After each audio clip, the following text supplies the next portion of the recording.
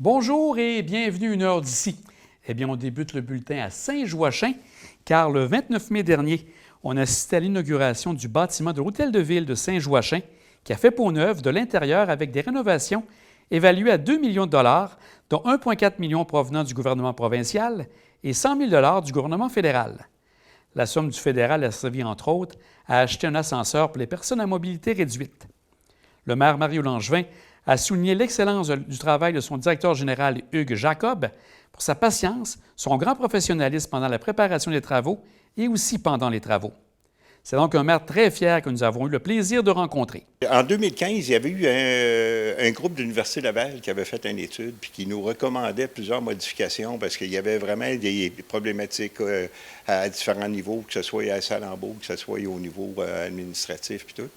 Puis ça a tombé sur nous autres qu'on a pu bénéficier d'une subvention provinciale qui nous a permis de mettre à jour notre bâtiment.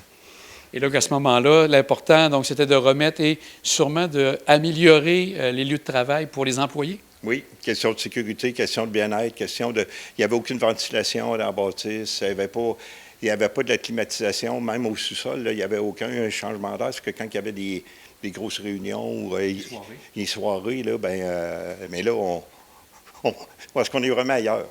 Parce que là, vous avez fait un changement total. Donc, c'est au niveau des bureaux administratifs. On voit aussi la salle du conseil qui a changé aussi. Oui.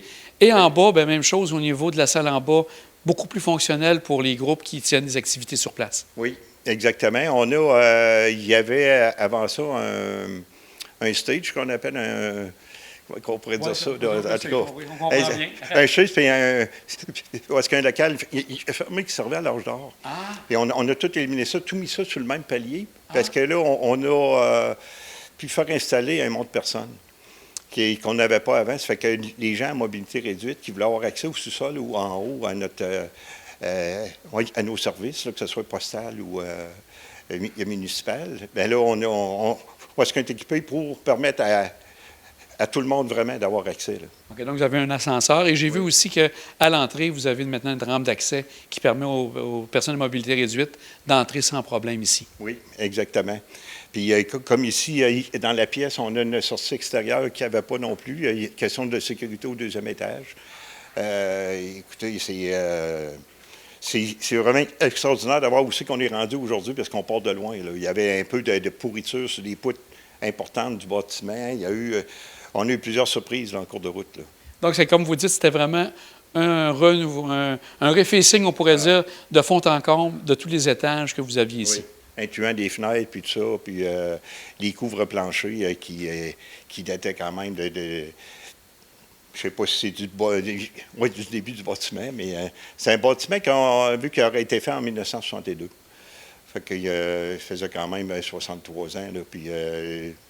avec les problématiques avec les années, là, toujours des petites affaires là, qui se détériorent, bien là, on était rendu là. Je vois que le bureau de poste reste sensiblement au même endroit. Lui aussi a été modifié? Oui, bien, on lui a réservé une place dans nos rénovations. On trouvait important. Là. Puis ça avait des gros impacts parce que le fait d'avoir un locataire, d'après le code du bâtiment, ça nous obligeait à faire bien des compromis, bien des choses. C'est que, on acceptait quand même de le faire, puis on trouvait qu'il il nous reste plus beaucoup de services ici dans la municipalité. Il y a le bureau de poste au moins. Est-ce qu'on trouvait ça important? Ouais. Aussi, bien, il y a une nouveauté. Vous en profitez pour lancer le frigo partage. Oui. Donc, ça va être quelque chose d'une nouveauté. Il va être situé où exactement à l'extérieur de la bâtisse? Il est du côté nord de notre bâtiment. Il est entre notre bâtiment municipal et notre bâtisse des loisirs.